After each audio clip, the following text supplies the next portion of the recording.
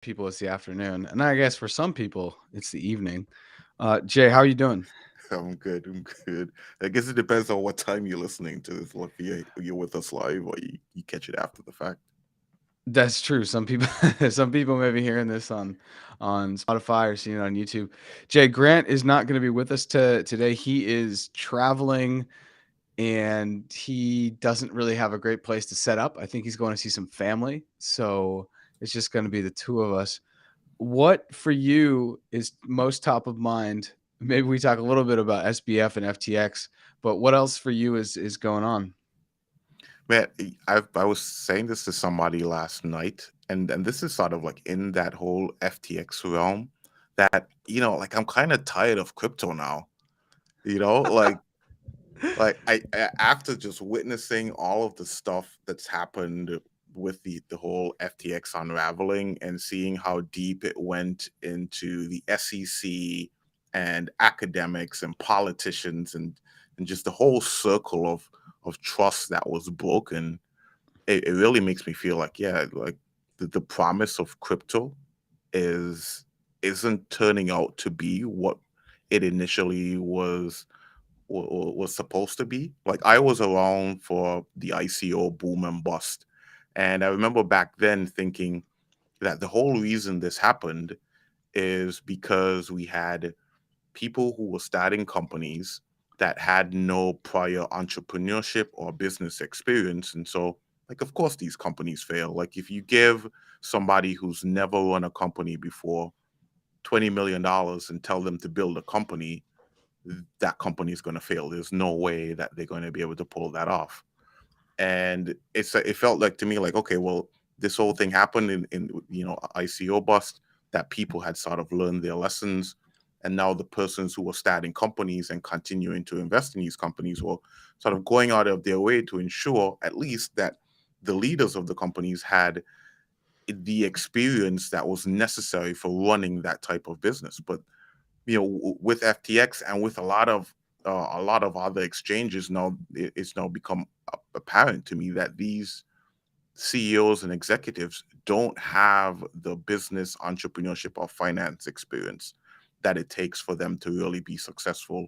When I listen to some of the stuff that SBF was saying, I'm thinking to myself geez, like, I used to work for a stock exchange, and I know that our audit and compliance departments were bigger than the entire exchange. One, they were like separate from the exchange. They had nothing to do with us. They'd come in, get our books, do whatever they want, and then leave. They sort of like ran the place.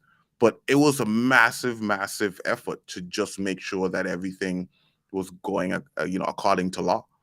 And it seemed like none of that took place with FTX, and we all just sort of let it happen.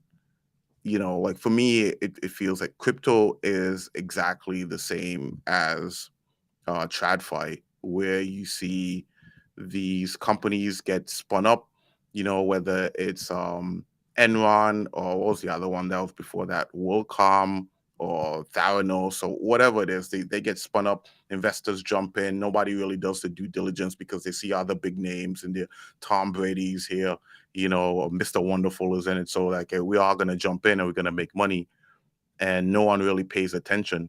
The other thing that I've started like saying this out loud to myself is like, there has to be something that's said about new CEOs who suddenly end up on stage with Bill Clinton.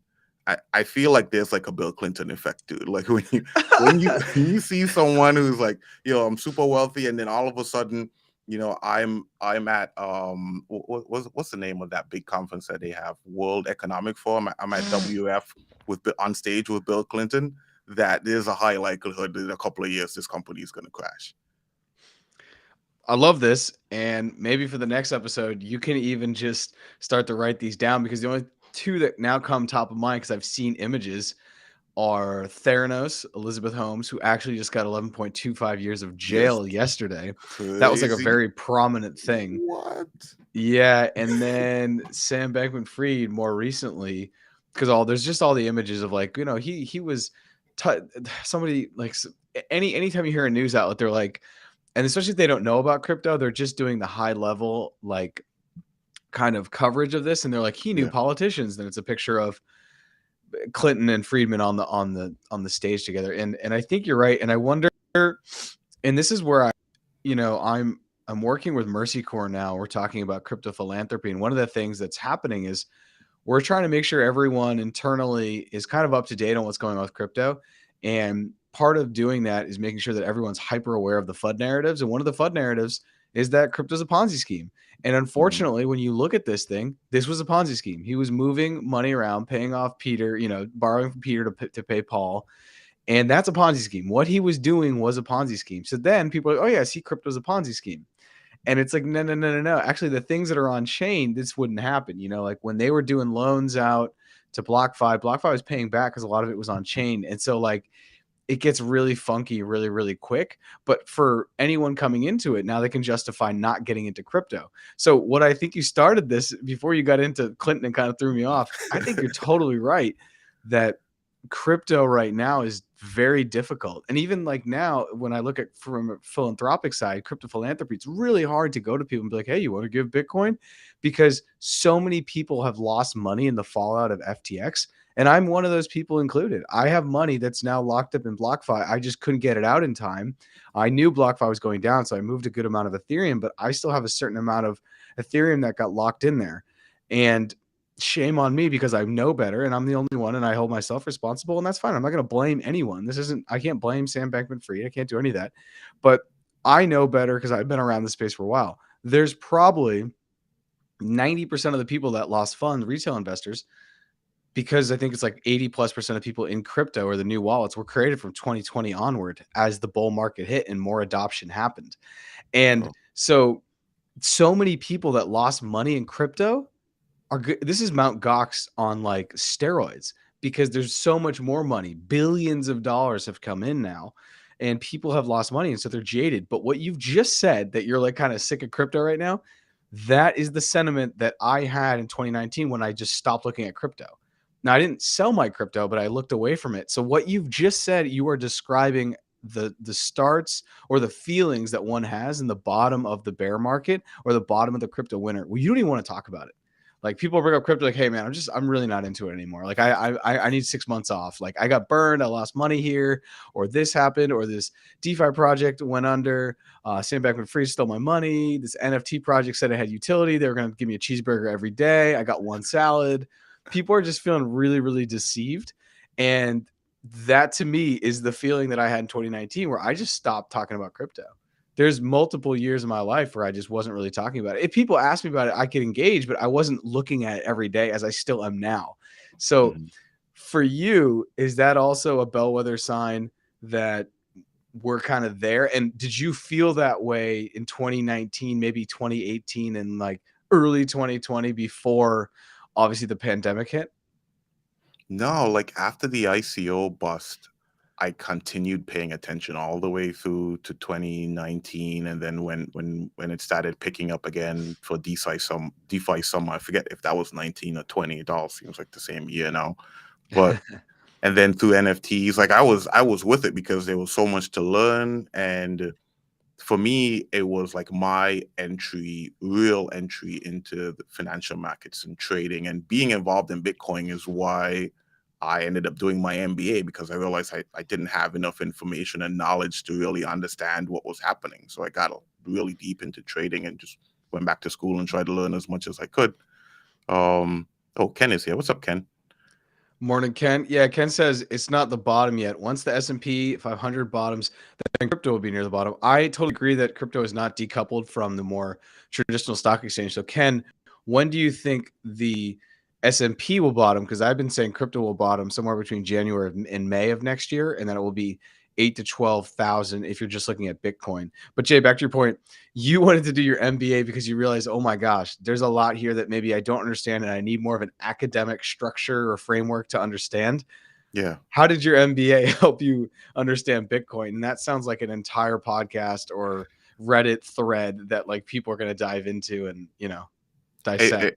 it it was super cool. I mean, one of the things that I've taken away from the MBA experience and I continue to use today is just the ability to do um just reading charts and graphs, Mhm. so that it's almost like, predicting or forecasting where prices are going to go based on the information that you have. And for me, at least in the last bull run, I got so good at it, like I could, like, yeah, this is going to go up by 5% tomorrow, and put money in, and it goes up by 5% tomorrow, and then you cash out, you're like, ah, yes, got that, so I still like that stuff, but just based on what you see happening in the environment, in the ecosystem, it doesn't make it feel good. Like, you see how governments have basically taken the fact that SBF and FTX have made so many investors lose money, that it's what's going to happen is you're going to have tons of regulations that now start coming in. And sure, some regulation is needed, but I think generally what you have happening when you see stuff like that is that there's a huge overcorrection, and now, as a crypto community, we're going to have to fight to put things back in place and make it the way that it was. I'm of the impression that, like, I'm still with Web3. I don't like crypto as much anymore, but I like Web3. So when I say Web3, I mean things like being able to use NFTs for things other than PFPs, IoT, artificial intelligence, the metaverse, like all of that stuff. Web3 is sort of like the umbrella that I use for it, but I'm still pretty bullish on the metaverse. I think we haven't like hit peak metaverse fervor yet, and then so that's still going to happen in the next few years, especially when you look at how much Facebook is putting into the industry, 10 billion so far, which is like 5 times more than they've ever put into content moderation throughout the entire lifetime of the company. You can tell, like, yeah, there's so much money going into this that something is going to happen here. There will be some lasting effect that comes out of it. So I'm still bullish on the metaverse, VR, AR, but not so much on currencies. That's a really good distinction, though, that you're bullish on Web3, but not bullish on crypto, because I do think a lot of people that are coming into the space, it's really hard for them to parse those two, say that you can be bullish on one, not the other. They see them kind of in the same lunchbox. So for NFTs, though, what are you like? Okay, because I like how you talked about ICOs. I haven't heard about ICOs in a while, just even people talking about it. But I do think it makes sense to where we are, because when I think about FTX now, like in 20 years, the way people look at FTX and Mt. Gox, they're going to see them the exact same way they saw ICOs. This was a company that came out at like the height of a bull market, and it had its own token, very ICO-ish, and it just didn't work out. And this is why it didn't work out. Human greed, they were moving money around, it was poorly run, all the things you said.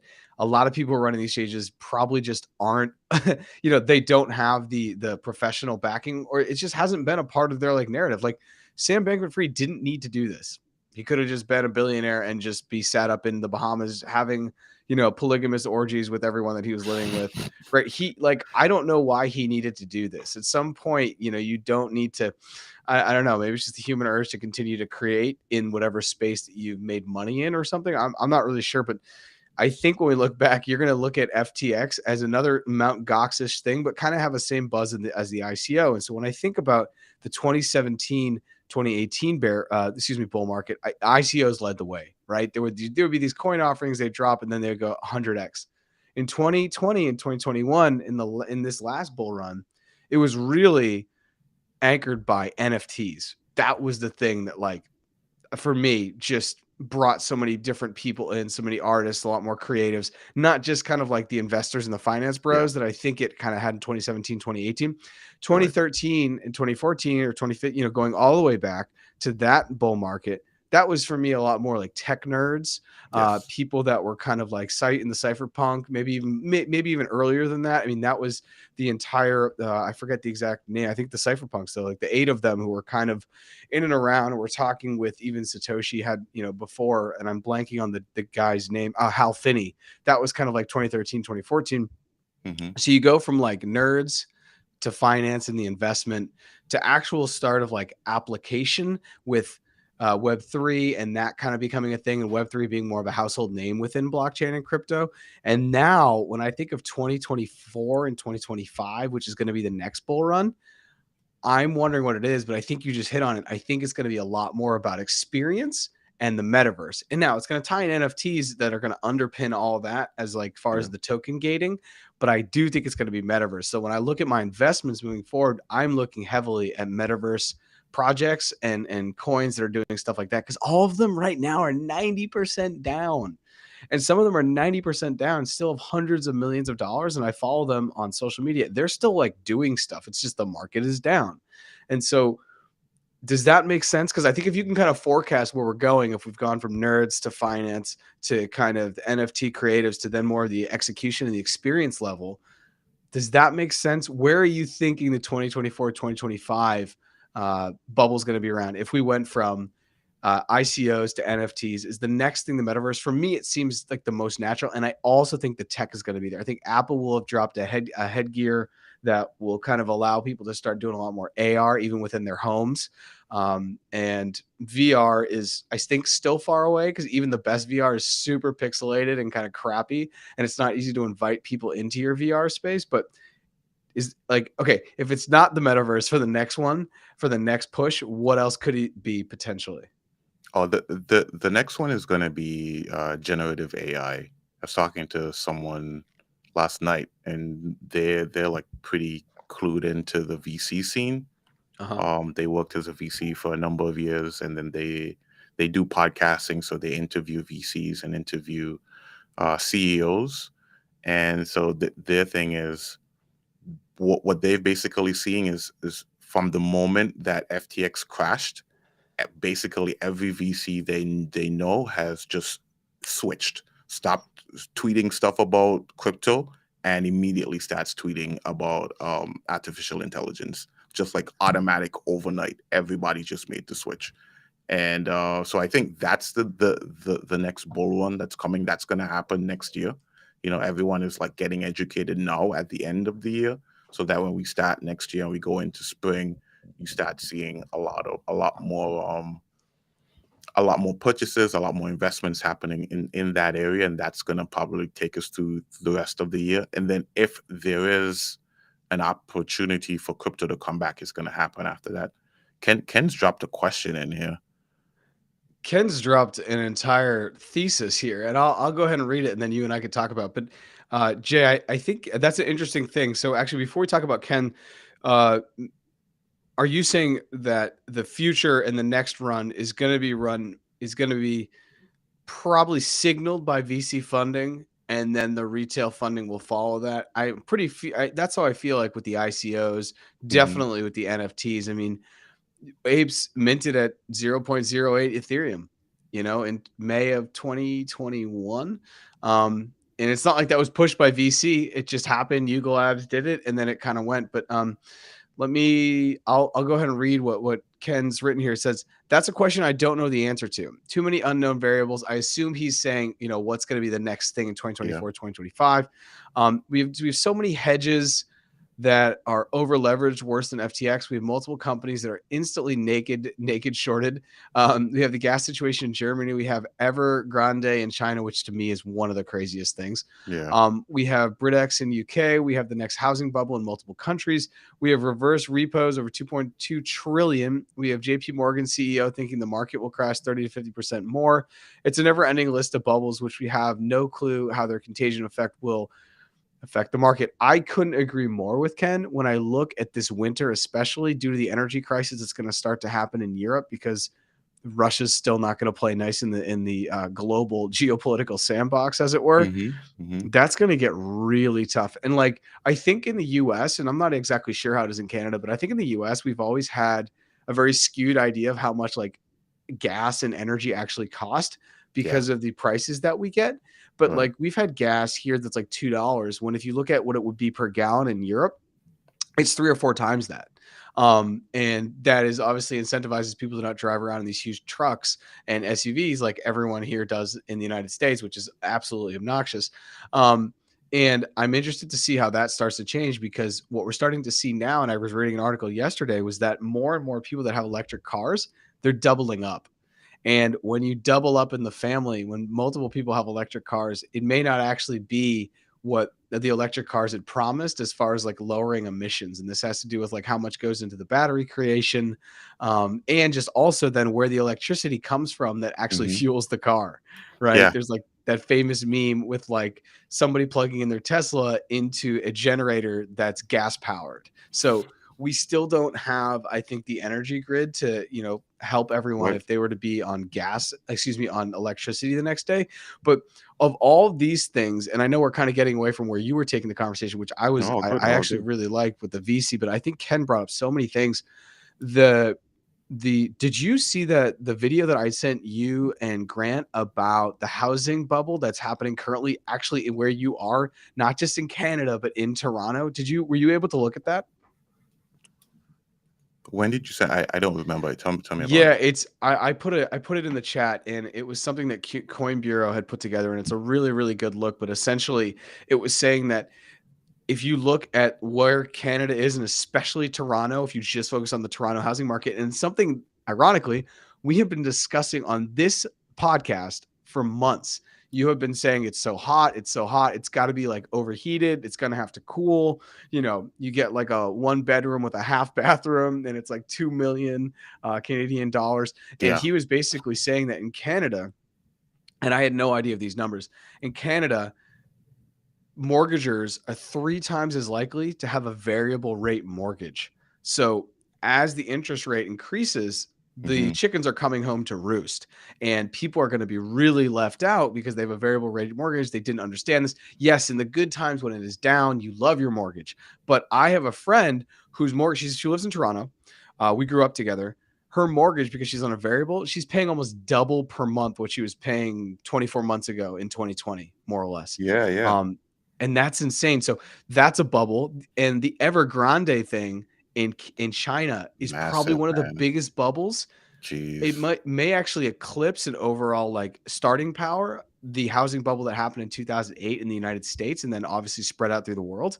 Do Hmm. you want to talk about either of those? Because I could Yeah. talk about the Evergrande thing forever. Not even that I even know a lot about it, but I'm fascinated as to how big it's gotten. And I think it's been state run by the Chinese government to prop up their economy to try to actually compete with the West, more specifically the United States. Yeah. I mean, the whole housing thing is like, if you go back to the roots of it, it's something that came out of the World Bank and the IMF. And it was a way for countries to continue to increase their GDP. And the idea is that if whole like what had happened is basically all of the wealthy people had homes, right? And then if you were like middle class or lower middle class or lower than that, you were probably renting. And these financial organizations figured that, hey, if you can figure out how to get these people into homes, that sort of like artificially inflates your GDP and it just sort of looks better. And we'd be more willing to lend you money and do these different things. And so suddenly, you know, everybody's like, hey, you want a mortgage? Yeah. And then you sort of having like ninja style mortgages. Those were like no income, no job, no assets. You get a home because, well, that lets everybody look good. And so that, I feel like some of that is still continuing. Like here in Canada, like you're saying, it's definitely a bubble. Where I live, there's no reason why any of these homes should cost $1 million. They're like literally, like if you walk down my street, it's like every block there's like five, what do you call it, that townhouses that are like connected to each other, and there's two of those every block. There's two sets of five townhouses. A townhouse, 2 stories, does not cost $1 million. Like Is it a two-bedroom? probably it's like it's 2 stories, so you gotta assume it's at least two bedrooms. But if I'm sharing both walls with another couple, another family, I can't conceive that that costs more than like half a million. Like it doesn't compute to me. But you're right about it being a bubble. And like the I forget what her position is now. Like at one point, I think she was the minister of finance. I believe she's the deputy prime minister now. She got promoted a couple months ago, but she was basically saying like, yeah, things are gonna get tough. People are gonna get gonna default on their mortgages. Some people might not be able to afford rent, and she was just going through the list of all the things that are gonna go wrong next year because of what's happening in the economy with Canada, as far as Canada is concerned. So it's not looking very good at all. And then maybe this is a cool segue back to China, but then Canada and China relations as well. Like Canada is the kind of place where it's massive. So if you're not familiar, if anybody's listening is not familiar, Canada is like twice the size of the United States in terms of land mass, but it's only 1/10 of the population. And so there's a lot of stuff that just doesn't happen here locally just because we don't have the resources and the people to really pull it off. Like we import 80% of our food from the United States, but also from around the world.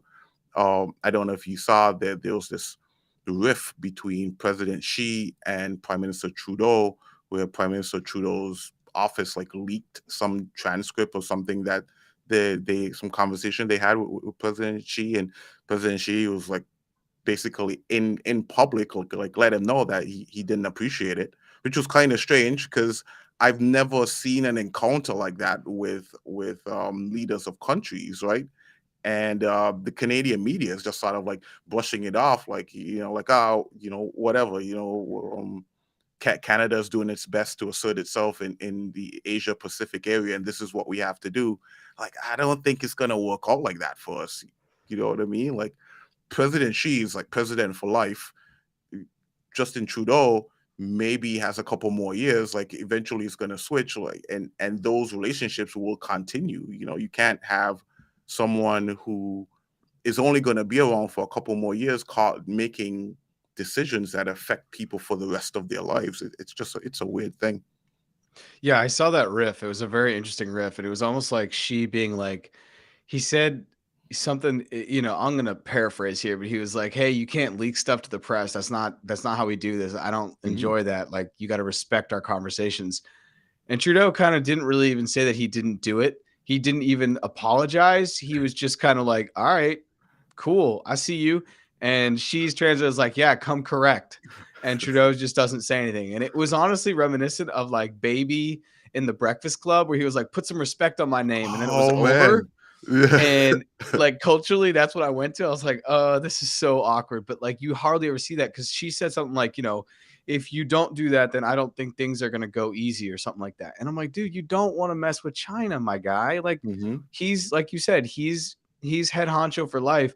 Trudeau, you might get voted out in like 5 minutes, my guy. So Yeah. I don't think it's a good look for Canada to be getting down in the dirt with China because you're not going to win that. The Chinese, you can't win that because you get voted in or out. He has control of his country, like hand around the neck. So it's crazy. I don't think that that's going to go well. But maybe Trudeau's like, you know what, we have a lot of wood, and you guys are going to need the wood if you want to continue to build. Right. I mean, I don't know. That's the one thing that China, like when the uh when the pandemic happened, that was like one of the things that drove costs here in the United Oh, States. So like lumber. all the Yeah. wood's coming from Canada, it tripled Hmm. or it quadrupled. And it was part of the supply chain quagmire that we were dealing with, at least stateside. I'm going to talk exclusively stateside in the way that we build homes. And it was like, well, Canada put up the prices. And obviously Canada was just reacting like everyone else to the global demand for wood and stuff. So I don't know. I think China doesn't use as much wood as the United States does. Um, the Evergrande thing, though, to me is crazy. And Ken says, yeah, it's the largest Ponzi scheme in human history. I heard about the Evergrande thing probably, maybe back in 13 or 14. I mean, it has been an issue for a while where basically the Chinese government has been cooking books and been building up their saying, like, as you said, Jay, the original idea of, well, if we get everyone in a home, then that's going to be better. We can artificially inflate the economy. We can really just print money.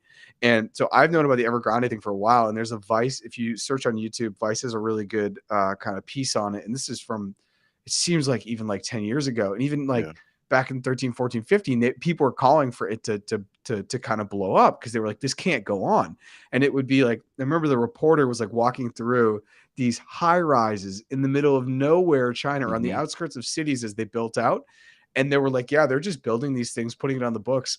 And Ghost No one is cities. able to buy the houses, and they're going to turn into more like renters and slumlord situations rather than like thriving metropolises of the growing at that time, middle class of China. Because any country that basically becomes a producer, its middle class is going to get to grow Yeah. exponentially. This happened in the United States post World War II, and China was kind of doing that. And so in doing that, China was really trying to, and they still are trying to compete with the US economy. But I feel like both of the economies are kind of in this, if we go back to Russia and the United States, kind of in this, what's the word I'm looking for, where you have two huge economies battling to prove economic prowess through basically innovation. And the innovation, the space race. The Yeah. innovation used to be who can get to the moon quicker. Now the innovation is who can print money fast enough. Who can do that in a way that like keeps things able to keep the fiat kind of scheme going. And I think the Evergrande thing is absolutely going to be insane. And Ken says also, as for the Canadian housing bubble, one of the biggest problems is a group of small investors, about Mm, 5 individuals, that spent over $10 billion yeah. buying up everything they could get across Canada in 2020 to 2021. I think that this isn't just a Canada issue. I think BlackRock and other private investment firms, at one point, they were buying up 20% of the single home family homes that were on the market in the United States. And so as these people buy these things up, maybe even leveraging debt and using assets that they have on their books, and maybe those assets are stocks or whatever else in their portfolio, because those things are so down now, they're going to have to start paying more to make sure that they're covering the collateral. And Hmm. that's where you get into a Ponzi scheme. That's where you get into, you're going to have to start moving money around, You get stealing from into this Peter to like play Paul. you get into like a national Ponzi scheme. I don't have you been paying attention to what's happening in Sri Lanka? Mm-mm, mm-mm. Yeah, What's going on where there? their debt has basically ballooned to the point where they're unable to pay it. They're unable to afford things like fuel. So at Oh one yes, I point, have seen yeah, this. I this is because I've like seen them when, yeah, the mass protests. Yeah, yeah, yeah. yeah. So like you can't get like I don't know if it's still like this, but definitely was like this a couple months ago, and it feels like at least to me like it's I still see it every once in a while in the news where like you can't Yeah. necessarily get the fuel that you need to run your business or even just like cooking fuel to make food. They ended up doing this like weird thing in the middle of it, which is kind of like unrelated to debt, but maybe it's related to the debt where they said they're not going to use any more fertilizer just like randomly. I think this was like during the pandemic. They said, "Hey, we're not going to use any more fertilizer. Everybody stop using fertilizer. We're going to go completely organic." Just devastated the agricultural industry to the point where they made a big deal about this about having to import rice. And I think it's like it's in the Caribbean. We say the same thing about having to import sugar. It's like the main thing that you make, and then something happens in your economy, and you now have to get it from somebody else. It's like devastating to your cultural identity, of who you are. You're eating somebody else's food stuff. You got all this land, lush, fertile land, and you can't necessarily take advantage of it. It Debt is going to be a major factor, I think, going into next year. That maybe brings the conversation to the Fed. You know, last two last two times they met, they raised interest rates by 0.75%. Um, they're saying that hopefully when they meet again, I think in December, that maybe the next raise is going to be at 0.5%. So not like 25 points lower, and that might signal that okay, things are starting to stabilize.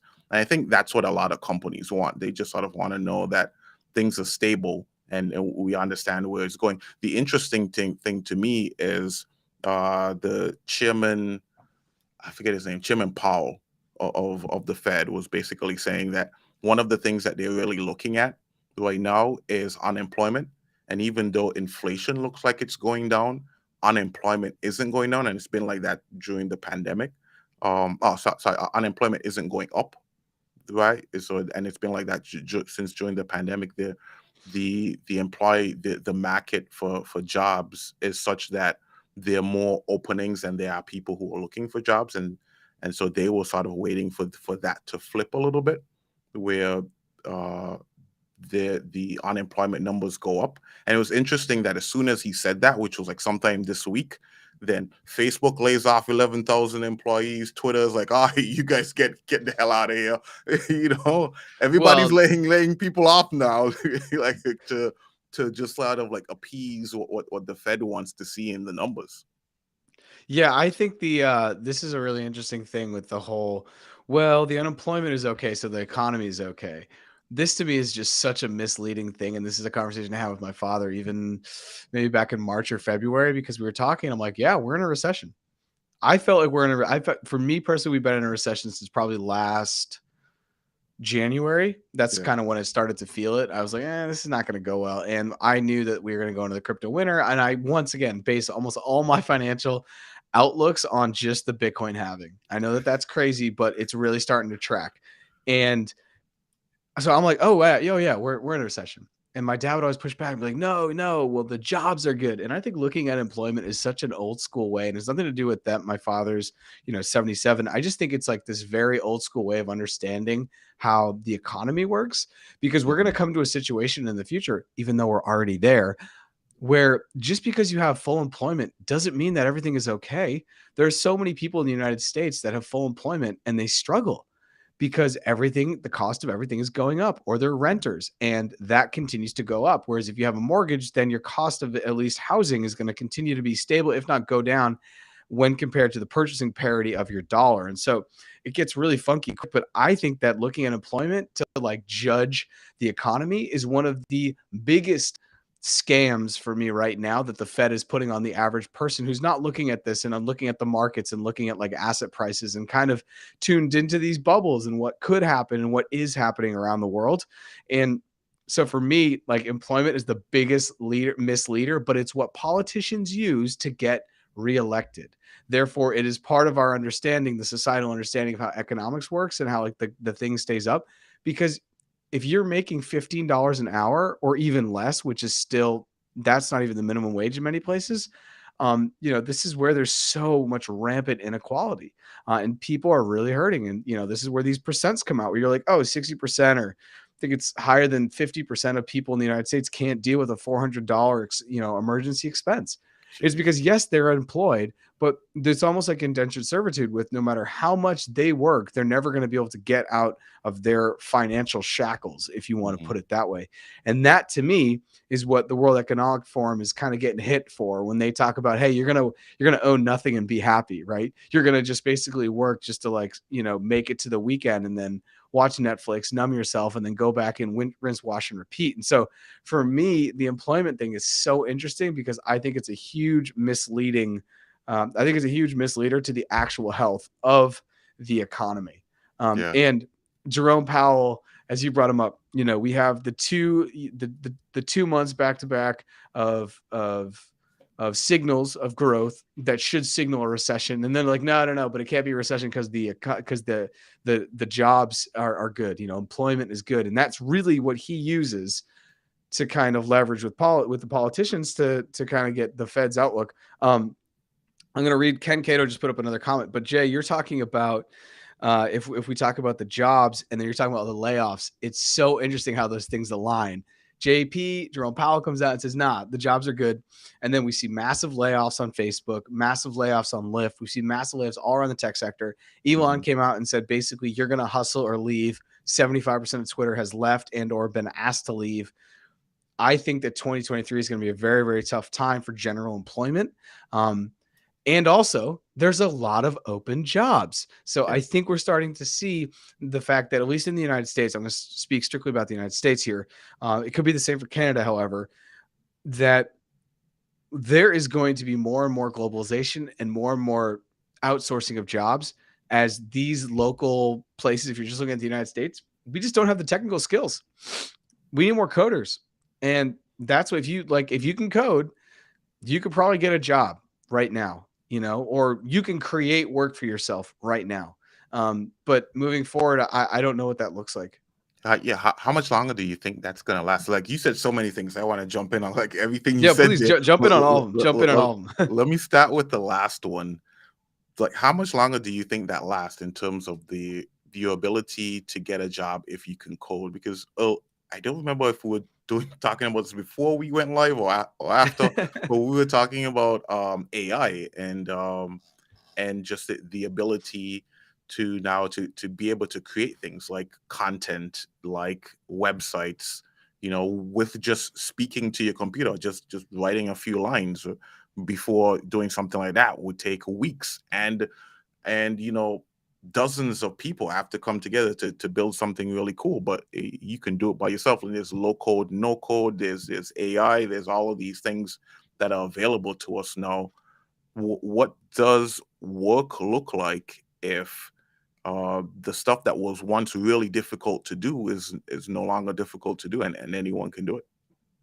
That's like I think that that's the question that boggles every single generation's minds, because we're always like, oh, well, there's not going to be jobs, right? You're going to be like, well, computers are going to come in and then they're just going to eat up the jobs of everyone, because now one computer can literally compute more than like 20 people if they were working, and then all these other just ancillary things pop off. And then computers bring the internet, and then the internet brings a holy host of different work opportunities for people that maybe just didn't exist before at the scale and depth that like we have now. So that's a really good question, Jay. What if, and we will get to this point, right, in humanity where there's not a lot. I guess you maybe never get to that point, because there's always going to be need for like innovation, and invention are always going to be there. But yeah, what happens when even coding, which right now is pretty sought after, and Ken Cato says there's 28 million Web 2 coders and 350,000 Web 3 coders. I've seen that stat before, and I've read articles on that. And I wonder how true that is even now, Ken, as we've been talking, the market is kind of down and people are like, I don't really want to take, I'm not really into crypto, or I'm not even into Web3 anymore because I lost money on NFTs. Sam Bankman-Fried took all my money in FTX, or I had all my money in Terra Luna, and that went down. Like, if you look at the amount of money that has been lost that is tied to crypto in the last 6 months, it's an astounding amount of money. I mean, the crypto was once all the way up to $3 trillion, I believe, and Yeah. now it's down to 800. Hmm. Bitcoin was up to around 1.2, 1.3. Now it's down to 300 billion. So everything has been taken a wash. Everything is super down. And Jay, I don't really know. Like, I don't know, but we're going to continue to create things on top of, like, whether it's AI or, the funny thing about AI, where you're talking like, you can talk into your computer and it just does these things for you. In many ways, we're surrounded by things that even 60 or 70 years ago look like AI. you know Talk Mm. to text is mind blowing for people Oh Lord. even 30 years ago. They'd be like, wait, you can just talk and then this will type for you. I don't even have to, 30 years ago, maybe 30. Yeah, I'll go 40 years ago. People were still using typewriters. Yeah. And now I can just lay down in my bed, talk into my phone, and I could basically get out my ideas, take that, put it into a Word document. I can even take that, put it into some of the, as you're talking about, the AI stuff that's on the actual AI stuff that's build as AI on the internet, and it will write me a blog entry, from that basic text. So Yeah. it's a super good question, and I want to talk about Ken's comment because I think we can shift in there. And it says, even the inventor of GDP says it was a terrible metric to judge a country's health. Yeah. Yes, you're 100% correct, Jarrett. New KPIs need to be chosen to reflect the current times because of the rapid expansion, evolution, technology at an infrastructure level. When I got my master's in 2015 from the New School in International Affairs, one of the things that we would talk about at length is that there needs to be a new way to judge an economy's health, a country's well-being, a country's overall prosperity. And there are KPIs out there that measure happiness, because that is one that we need to, as humans, to also be like really interested in. Because yeah, the Hmm. United States has the biggest GDP. Okay, great. I think it's GDP per capita, not just, it's not overall, because I think China has that. But that's cool. But if everyone's super depressed, then what's the point? Right? It's just like any tech worker. If you're making $400,000, but you suffer with imposter syndrome, depression, or substance abuse, what's the point? Is it really that healthy? And so if you have a whole entire economy that's making money, but then everyone's depressed, what's the point? And when you looked at the happiness spectrum, what it did was it started to give more, quote, developing nations a much higher view on life. And I remember this specifically because Colombia has always ranked for fairly high, even though Colombia doesn't have the greatest GDP nor the greatest GDP per capita. It's a country with a lot of poverty. It's a country where a lot of people are just in the gig economy, really hustling day to day to get by. But it is a place where generally, as is much of Latin America, people are fairly, there is a sense of like happiness that could be, happiness can happen whether you have a lot of money in your bank account or a little amount of money in your bank account.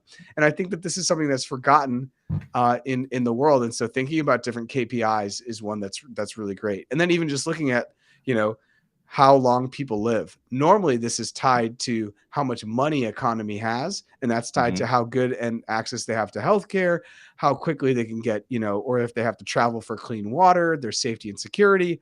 But maybe those things will start to decouple because some of the oldest people and the places where people live the oldest in the world are not exactly in the quote typical developed world. And a Yeah. lot of that could have to do with lower levels of stress. Yeah. That a lot of things I think are going to change. One thing that you said that it made me think of this,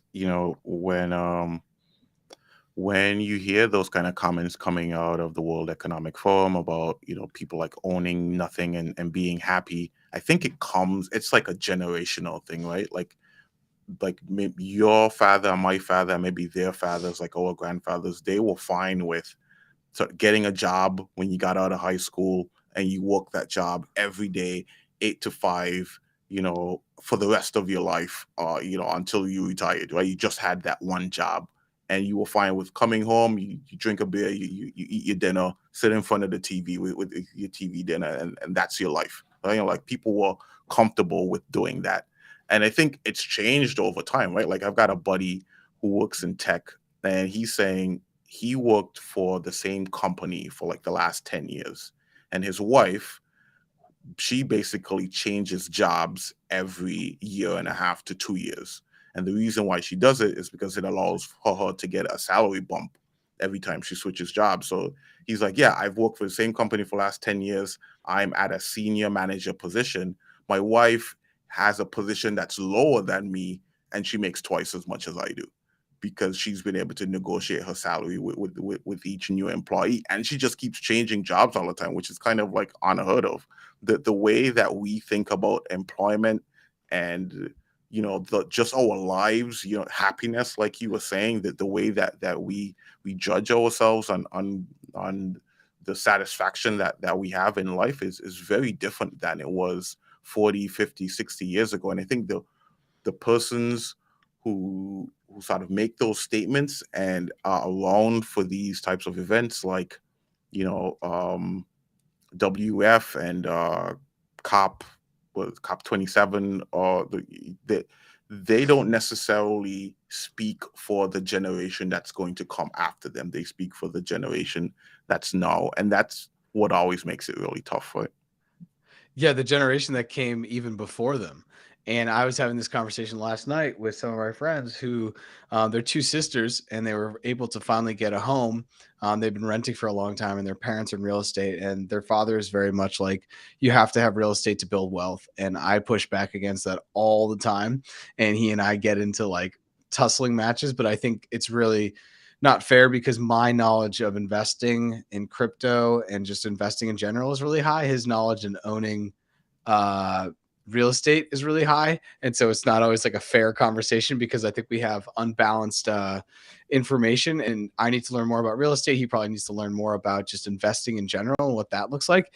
But we were having this exact same conversation last night that the way that, yeah, you perfect grandfathers or fathers looked at wealth was have a house, get a mortgage, and then everything's good. And this also happened at a time post World War II, especially if you look at like America and the suburbs, where this is where the idea of the Jones happened. You got to keep up with the Jones because all of a sudden you live next door, Jay. We're going to meet out back and we're going to have a barbecue together. And Yeah. you're going to say, oh, wow, I see you got that. And then you're going to go get whatever that is. Maybe it's a new car, maybe it's the newest refrigerator, and then so on and so forth. Someone's going to come over to your house, and this is how like consumerism really exploded. Back in the 50s and 60s, at least in the United States. And I'm going to give the United States probably as the example because it's most salient, and it also speaks to the ridiculous consumerism we have now. But I remember, my grandfather, he only had like two suits and a couple shirts and a couple t-shirts, and he had this closet, but it was never full. And he had a couple pairs of shoes, and that's all he needed. Now we have things like sneakerheads. Now we have things where when people talk about their homes, then one of the things they'll talk about is having like a bigger closet, Yeah. because this is tied to the idea that having more material things is tied to your is tied to your financial well-being. Therefore, it's tied to your societal kind of acceptance and understanding within the hierarchy of showing flashy things off. And this is why, really, for me as a minimalist, I love NFTs, because you could have all of these things, but they don't take up any physical space. No one even needs to know that they're tied to you, because you could own them pseudonymously. Hmm. But yet you could still hold value. And I really think that our generation is the first generation that's kind of flipping on what wealth and riches looks like, and also trying to, as you said, redefine it. Because maybe wealth isn't going to the same job, for 10 years. Maybe it's using the way the world works, at least with negotiations, and staying in a job, somewhere between a year and a half to 2.5 years, leveraging up, moving on, and having different professional careers. My great aunt, she worked for John Hancock, which is a very well-known life insurance company here in Massachusetts, and in this area of the country. She worked there for 35 years. 35 years. I do not know anyone my age that's going to work at the same company for 35 years. There's Hmm. just no chance, because after 5 to 10, if they're good at what they do, they're going to get poached. Someone's going to come along and say, "Hey, you can do the same thing you're doing. You could fulfill the same need for society that gives you fulfillment, and we're going to pay you twice. Or we're going to give you, a 50% raise. Do you want to do that?" And most people aren't going to say no to that, right? And like this idea, I also don't think companies are going to last as long anymore. There's going to be fewer companies that last as long as that. Just the way that, like, consumerism, just the way that globalization happens, and these boom and busts are becoming way more like high swings and then super low valleys. We're going to go from like everyone's getting stimulus checks printed by the Fed to then no one has a job and everyone's driving Uber. And like in those flows, I think it's going to be really, really tough for companies to kind of manage that without getting over their skis, which is what we've seen. That's what like happened with Coinbase. Coinbase was hiring people off the street. They were just Yeah. hiring whoever, because they were living off the fact that their assets that they had on hand had gone up 20%, 20x. So then Hmm. they were trying to hire somewhere even at 3 or 4x, annually, and it's just not sustainable. Yeah, not at all. It goes back to that whole thing about like who are the people behind the companies, right? Like whether or not you've had time in the market, enough time in the market to experience a boom and a bust and understand how that all works out. Yeah, I feel like every time we have this boom bust period, when we get to the bust, there's always this. We always find out that that these CEOs have never been through it before, and it kind of like doesn't make sense. Like how quickly do you go from I've just entered the market to I become CEO, that you can just eliminate all of the learning that's necessary to be able to run a successful company. It's crazy, right? But It I is think crazy. it goes to our culture because like in the 80s, maybe I've said this to you before, like in the 80s everybody wanted to be an athlete, and in the 90s everybody wanted to be like a rock star or rapper or whatever, and now everyone sort of wants to be like early 2000s everybody wanted to be an entrepreneur. It's flipped a little bit. Now you want to be a TikToker and a content creator. Guess that's why we're doing what we're doing. uh but yeah, entrepreneurship is still pretty sexy, and it draws a lot of people in, even though they may not necessarily have all of the skills that they need to be successful. Yeah, I think the entrepreneurship, because there's so many people that are doing entrepreneurship. There's oh, hey Allison, good morning. Yeah. She says great conversation. Thanks. Both have to jump off. Allison, I hope you have a great rest of your day. Great. Ken says that's why titles are meaningless. I think titles are super meaningless. If I actually see someone with CEO in their LinkedIn title and it's to a company that they just created, two things like go off, and they're opposing views. One is like, that is really cool because you're taking on the CEO kind of weight, and you're going to try to push yourself and maybe even use that to like maybe incentivize yourself as a mindset thing, like, oh, I'm CEO, therefore I have to do things differently, right? I'm not an employee, I am the top of the structure at the C suite. And then the other part of me is like, come on, like, what do you, don't put that there. Like for me, titles are just so funny. And however, I actually I have this whole theory on titles. It's kind of like your theory on how like if Bill Clinton sits with you on stage, your company's going to go bust. um, which I think we need to like explore more and get pictures and have like a show and tell. We'll just like make a slideshow.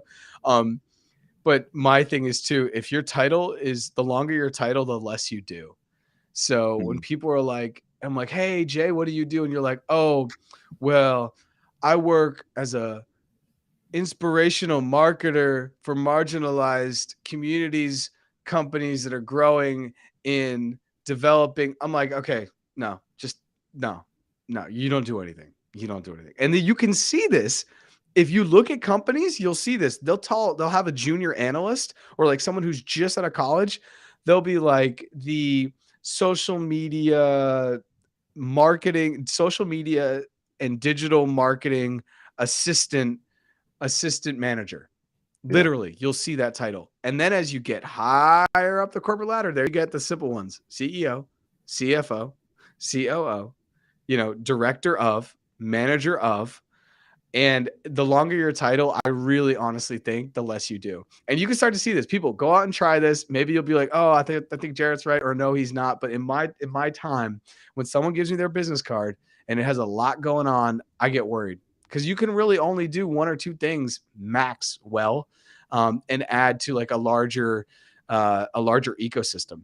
Now, if you are in the basic entrepreneurial level like us, you're doing a lot, right? But I'm not going to like list out all the things that I do. To be a podcaster, you have to do so many different things.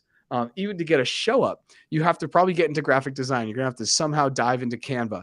There's got to be some like creative direction there. You're also in your PR because you're doing your branding. You're your own HR because you have to like take care of yourself.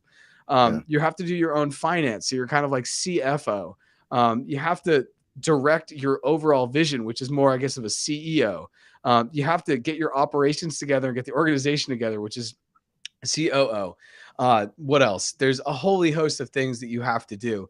There's the entire compliance side. You have to kind of like build brand. And I'm only saying all this because more recently, as I've been onboarded into Mercy Corps, which is a huge international organization, there's just a lot of layers, and there's a lot of really cool teams that I'm able to now tap into that I don't have to do all this great stuff. I can just say, hey, like I'm meeting with Creative on Monday to come up with awesome ideas for ways that we can tap into the crypto community. I can just talk to this guy. He's going to do it for me. That is amazing. So, anyways, going back to the idea of the CEO, titles are meaningless. When I see CEO on LinkedIn, it's like I said, it's a buzz for two things. I'm like, eh. And I'm also like, that's really cool. I'm glad that your mindset is there. Like when you see someone with CEO, do you have a similar kind of like reaction, or am I crazy? yeah. No, it's not just you; it's me too. And shout out to Jennifer. Jennifer's tapping into us from Facebook. Appreciate you being here with us this morning, Jennifer. But yeah, I feel the same way. Like if I see the CEO, I immediately go and look and see like how big is the company. It's like, oh, it's only one person in the company. How are you the CEO and you don't have a board? Like the title, it doesn't make sense unless it's a pretty big company. You've got a board of directors, you got employees below you, you've got departments and that type of stuff. Like that's when chief executive officer makes sense. Otherwise, you're like the general manager, the owner, the founder. Like those titles make more sense for small organizations. Yeah, for sure. And that's why I don't know. You'll see a lot of people that become digital marketers or whatever they're doing. And they're like, I'm CEO of my company, digital marketing executives premier or something like that. And I'm like, yo, actually, digital marketing executives premier. Oh, for some reason I thought the acronym was going to be deep, but obviously marketing is DMEP. Anyways, that would be Mhm. crazy. But I see that stuff and I'm like, okay, all right, we'll see what that hustle looks like. Somehow we've gotten into titles all the way from we started talking about Sam Bankman-Fried. Yeah. We're coming to the end of the time. I think this FTX thing is like when you go crabbing. If you've ever been on the coast, and the more rocks you pick up, the more crabs you're going to find. And this thing just doesn't have a bottom. As I've said, it affected me because I had money in BlockFi. It is just going to spider web out, and I don't think we're at the bottom. I think this is going to continue to honestly drive people away from crypto, which I couldn't be happier about. Because as long as you stay near this fire, and I tweeted this the other day, if you stay near the crypto fire for 2023, this year is going to be really dark in crypto, and you find projects that you believe in Mhm. and you invest in them and you learn about them and you get closer to the ecosystem. You join their social media, you start to follow them, see what they're up to, learn where they're going. Maybe even you decide after a couple months, hey, this isn't what I want to do, and you find another, and that brings you to a different project. Whatever you do in 2023 will compound into 2024 and 2025. Now, this could be both negatively and positively. If you put a bunch of money in some project that's just not going to go anywhere and it's trying to do too much, and they're like DeFi lending and NFTs, and it's going to go to the moon and all these cutesy things, well, you're going to lose a lot of money in the long term because of the opportunity cost, right? But if you invest in things that are going to probably exist, I just, the moment right now is crazy. I feel unbelievably bullish about crypto, even though Mhm. I know it's in the basement. And you're saying I don't even want to talk about it. Are you? Is there any part of you that sees maybe the longer term into 2024 and 2025? Yeah, I think it eventually comes back. I mean, it makes sense for tech and finance to merge together and for it to all be on your phone or at the touch of a finger where credit isn't involved, you know? So I think it eventually trickles into our daily lives, much in the same way that social media is on a part of everything that we do. Um, so yeah, I'm with that. But were you doing shout outs just now? Can I do my shout out? Yeah, yeah. Do you want to go ahead and do a shout out because we're coming to Yeah. the end point here for today? Yeah, I think that the one thing that I thought about, this wasn't my original shout out, but the one thing that I thought about as we were having this conversation today, we've talked about some really tough things, and the like people who are going through some tough times in China with the lockdown and with what's happening with Evergrande in Sri Lanka, housing bubble, housing market here in Canada. Just wanted to, just take some time and say to those people, man, I hope it works out. Like that's not my personal situation, so but I do empathize with them and hope that they do find some relief this year and next. Yeah, I think that's a really good way to kind of end this, because I do think that 2023 is going to be very difficult for people around the world. This goes beyond just employment. This goes into like actually struggling to survive. There's a lot that's going on in the planet outside of the financial markets. There's the climate is really, really, really, and this has been happening honestly for like 15 years, but it's becoming a lot more of something that we can't ignore just as everyday humans. We live in a globalized world. The things that affect people on one side are going to affect everyone. So there's massive, massive droughts right now in parts of this world where people are just dying, where either from starvation or they just don't have access to clean water. And so extrapolating that all the way to the person who just got laid off from Facebook, there's a lot of pain and uncertainty. And we as humans who like really latch on to predict. So I'm I'm right with you, and I think that that's a really good shout out. And I want to shout out Ken Cato because I think he's brought a lot to this conversation and brought up some really good Yeah. points talking about Evergrande.